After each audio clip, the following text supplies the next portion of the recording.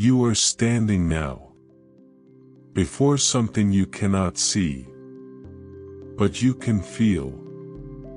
It is not a physical abyss. It is that silent point where life asks who you are truly choosing to be. And the truth is hard. What separates you from the person you were born to become is not a lack of money, nor the economy, nor luck. It is a choice to go all in, or to return to the comfortable place that is already suffocating you. Napoleon Hill called this moment the turning point. For David Mitchell, it arrived in a simple and cruel way. A cold lunch, sitting in a dusty warehouse, working for $11 an hour. 7 years living on autopilot, doing the bare minimum, accepting the predictable, until a coworker, without malice, said something that pierced his soul. Accept it, David. Life is just like this for guys like us. That night, David could not sleep. It wasn't anger. It was clarity. He understood something that hurts to admit. His life wasn't bad luck. It was a consequence. Every time he delayed, every repeated excuse, every time he chose the easy path. If he had built that prison, then he was also the only one capable of tearing it down. He didn't make a vague promise, nor did he wait for a sign. He made a definitive decision. He drew a line in the dirt, and decided that mediocrity would no longer have access to his life. Comfort was left behind. Fear came along, but it did not paralyze him. In that instant, the man who accepted little had to die. Only then could the man who demanded everything from himself be born. Not by luck, but by daily effort, difficult choices, and a decision that would never be negotiated again. Subscribe to the channel to master your mindset. Every single day, leave a like if you are making the commitment to step out of autopilot today. Click the link I have left in the first comment below to access the 1-minute prayer and activate your purpose. Napoleon Hill taught that every great achievement begins with a burning desire, not a lukewarm wish, or a maybe someday.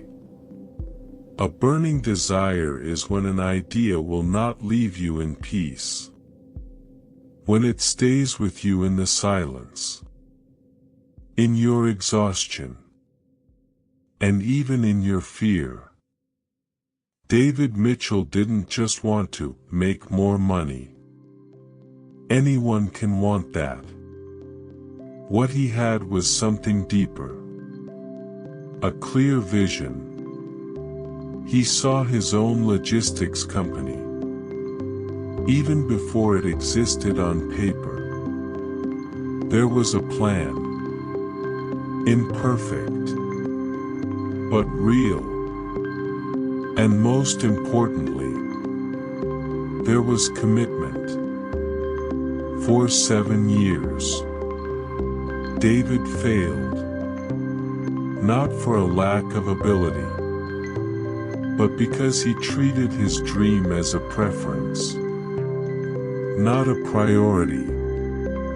The turning point happened when that preference transformed into a disciplined obsession. He stopped negotiating with himself. He stopped leaving room for comfortable retreats. When he decided to go all in, he burned the bridges behind him. There was no plan B. And that wasn't recklessness. It was clarity. Plan B is usually just an elegant escape route. That makes failure emotionally acceptable. When you eliminate that exit, something changes inside you.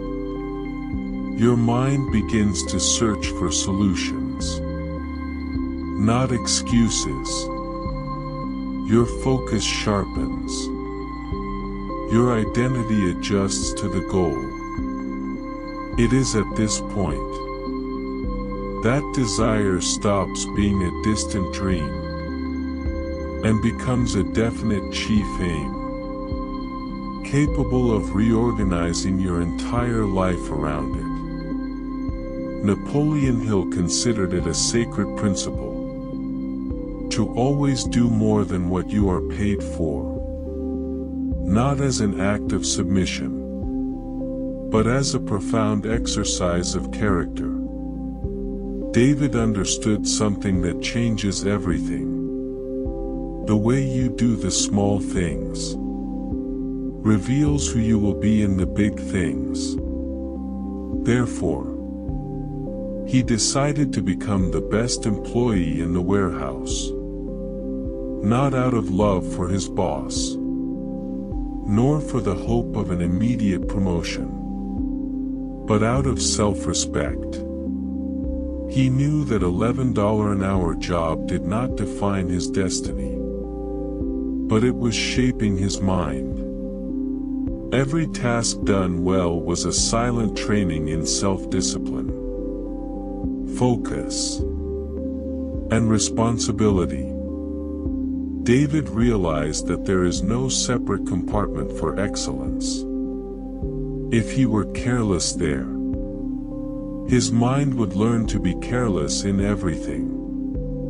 If he were lazy in that simple environment, he would carry that same laziness into any business he tried to build in the future. By going beyond what was expected, he wasn't serving the system. He was strengthening the man he wanted to become. The habit of delivering more created internal confidence, a solid identity, and a non-negotiable standard. It was there, in the anonymity of extra effort, that he began to build the results that the world would only see much later. Self-discipline is, above all, the conscious control of the mind. Most people spend their lives reacting to their feelings. If they are tired, they stop. If they are bored, they get distracted. If something hurts, they run away. This pattern creates immediate comfort, but continuous failure. David Mitchell and Helen Carter proved that success begins when you stop obeying your impulses and start obeying your decisions. David understood that his mind needed to be trained like a muscle. He did not wait for motivation to act. He acted despite the lack of it. As for Helen Carter, after losing everything, she made an even harder choice. She took an entry-level job, reduced her standard of living to the absolute minimum, and decided to save 70% of what she earned. Not because it was easy, but because it was necessary. She did not seek emotional relief. She sought capacity. Helen increased her tolerance for discomfort day after day, until effort stopped being the exception and became her natural state. Hard work became her identity. Pain became her tool. Resistance became her competitive advantage. Self-discipline is not blind rigidity. It is internal leadership. It is looking at yourself and saying, "Do it," and obeying, even when your emotions plead otherwise. No negotiations. No excuses. When you master this principle, you stop being a hostage to your mood, and you become the architect of your own destiny. It is at this point that the mind stops sabotaging and begins to build. Failure only becomes a verdict when a person decides to stop there. Helen Carter's first bakery went bankrupt, but she refused to turn that moment into an identity. To her, it was not the end of the story. It was a diagnosis. Napoleon Hill taught that every adversity carries with it the seed of an equivalent benefit. And Helen chose to look for that seed. Instead of running away from the pain, she did not romanticize the fall. But she didn't waste it either. She sat down with the numbers, the processes, and the poor decisions. She analyzed where she failed in management, in cost control, in positioning, and most importantly, in her own behavior as a leader. She didn't point the finger at the economy, or the competition, or the lack of support. She took total responsibility, because she understood that responsibility is power in disguise. Every mistake became a practical lesson. Every financial loss became a strategic adjustment. Every difficult night strengthened her emotional resilience. When Helen decided to start over, she didn't return as the same entrepreneur who had failed. She returned more technical, more aware, and mentally prepared to sustain growth. Failure, at this point, stopped being a sentence and transformed into a demanding teacher. Those who learn from it move forward. Those who run from it repeat the cycle. Helen chose to learn. And that is exactly what made her stronger than before. Napoleon Hill emphasized that the human brain is not just an organ of reasoning, but also a broadcasting and receiving station for thought vibrations. Every idea we cultivate in our minds emits signals that influence our actions, and consequently, the reality around us. David Mitchell understood this in a practical way. While moving boxes in the warehouse, in the eyes of everyone else, he was just another worker. But inside his mind, he was already the owner of the fleet, the architect of his own prosperity. He did not wait for the world to recognize him. First, he had to recognize himself. as someone capable of achieving great results. This is the principle of autosuggestion. Every morning, waking up at 4:30, David was not just following a rigid routine or seeking productivity. He was feeding his mind with clear, vivid images of what he desired to build. Every task in the warehouse, every seemingly trivial effort, was a step toward materializing a vision that already existed in his spirit. He internalized Hill's truth. Whatever the mind of man can conceive and believe, it can achieve. Autosuggestion is not magic. It is mental discipline. It is training the mind to align with its deepest goals, turning every thought into powerful fuel for action.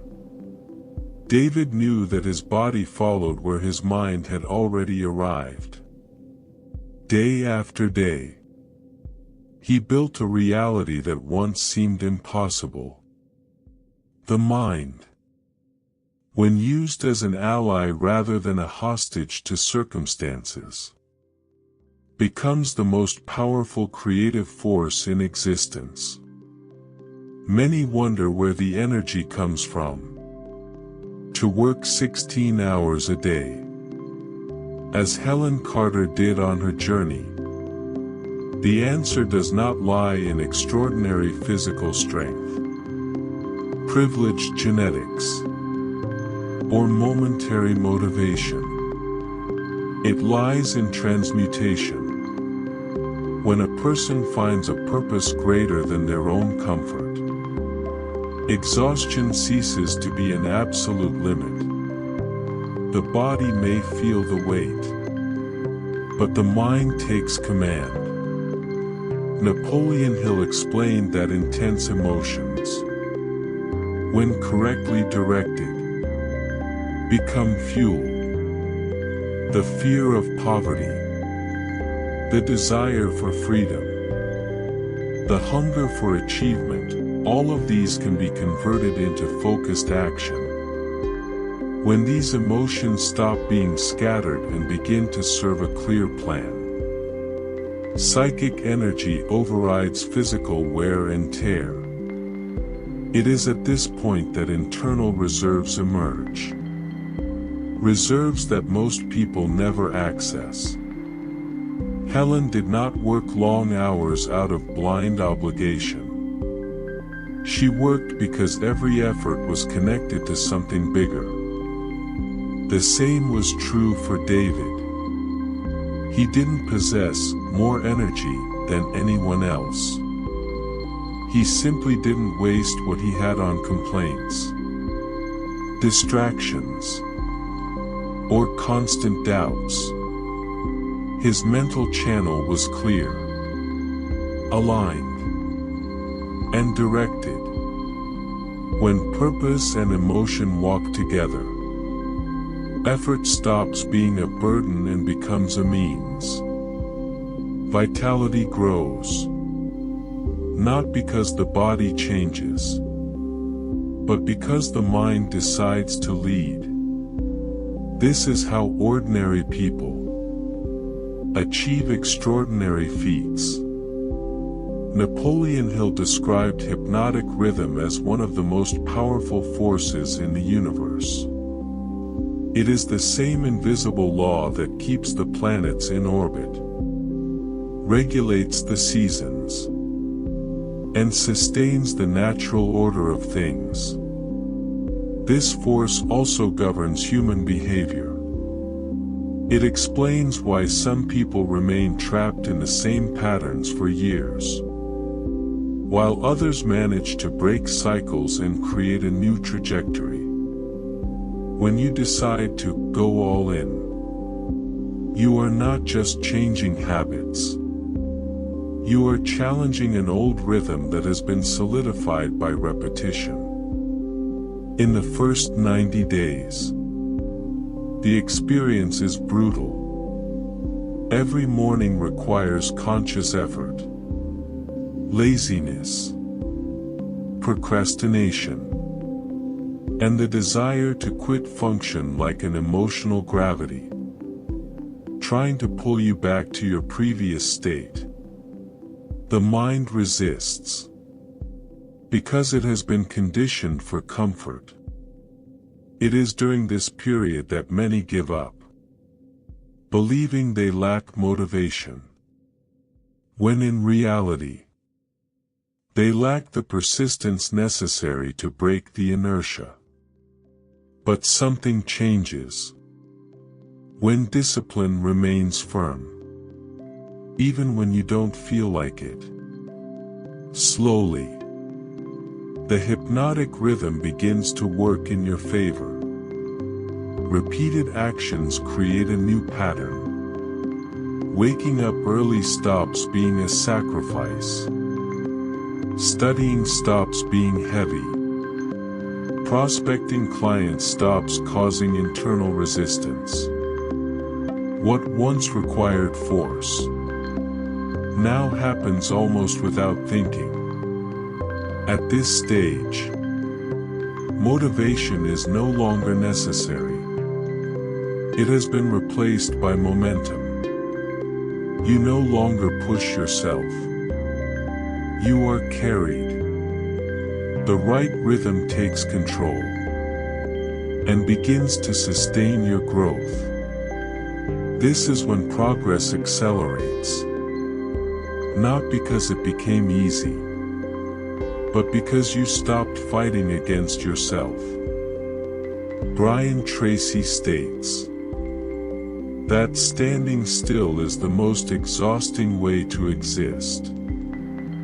This happens because a person spends energy every single day sustaining a life that, deep down, they detest. It is not rest. It is a silent erosion. Napoleon Hill called this state drifting. Someone who drifts is not stationary.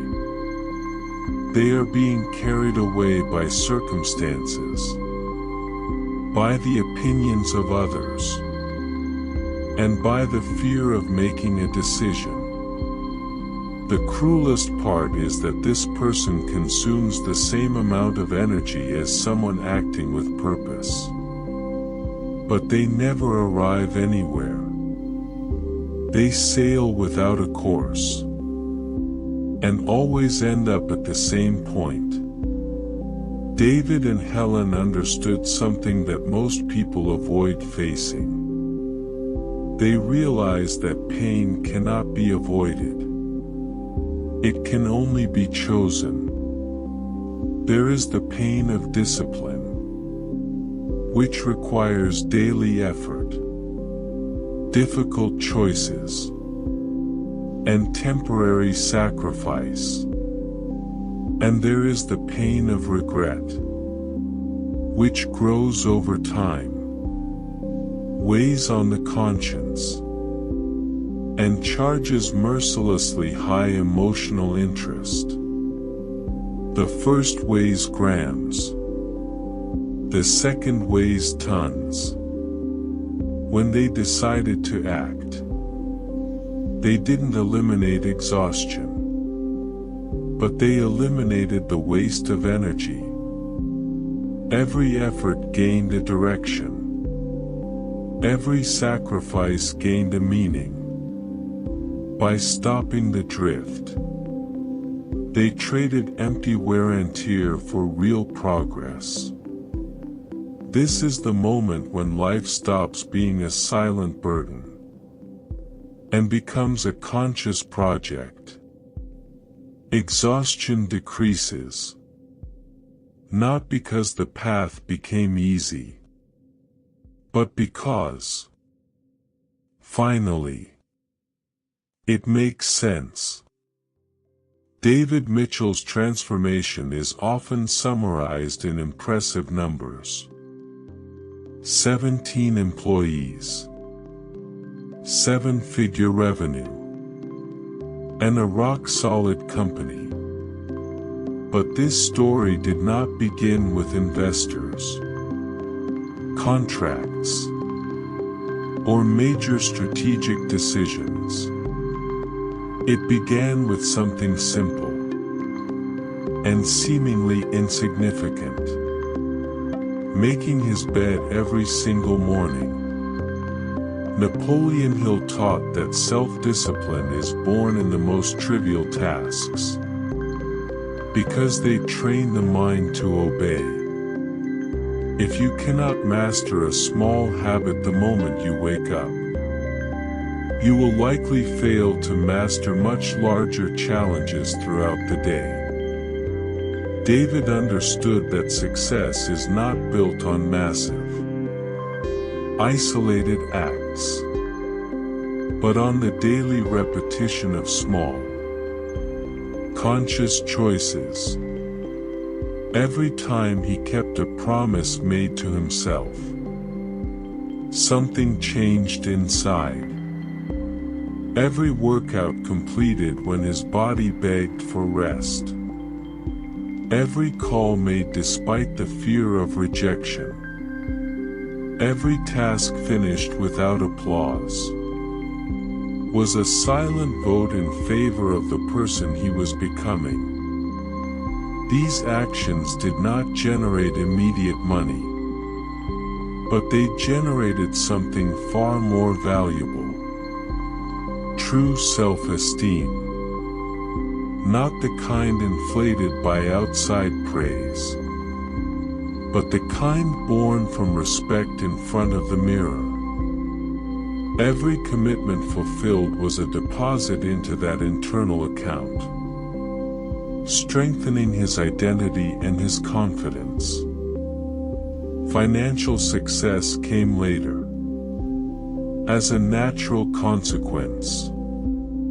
It was merely the external reflection of an internal transformation that was already complete. When someone learns to govern themselves in the details, the world begins to trust them with the big things. First, you lead yourself. Then, you lead results. Stop for a moment and identify, with brutal honesty, what is that favorite excuse that has been keeping you trapped in the warehouse of life? That comfortable justification you repeat to yourself every time you postpone an important decision. Lack of time, fear of failure, the need for approval, external circumstances. All of them seem reasonable, but they function as invisible chains. As long as you feed them, your life remains on hold. The time for preferences is over. Preferences negotiate. Decisions transform. The moment has come to choose with clarity who you will be from this point forward. Going all in does not mean the absence of fear. It means acting despite it. It means taking total responsibility for the next chapter of your story, without outsourcing your results, and without seeking emotional shortcuts. When you truly decide, the game changes. Your mind aligns. Your focus narrows. Your standard of action rises. If you accept this call, make a public act of commitment. Comment "Decided" below, and symbolically mark the beginning of a new phase. This isn't to please anyone else. It is to seal a deal with yourself. Subscribe to the channel to train your mindset every day, and strengthen this decision constantly. Leave a like if you make the commitment. to step out of autopilot today. Right now. Without further delays. And do not walk alone. Click the link I've left in the first comment. And access the 1-minute prayer. A brief but powerful moment. To align your spirit, your mind, and your purpose. Great transformations begin with simple decisions. And this may be the most important one of all.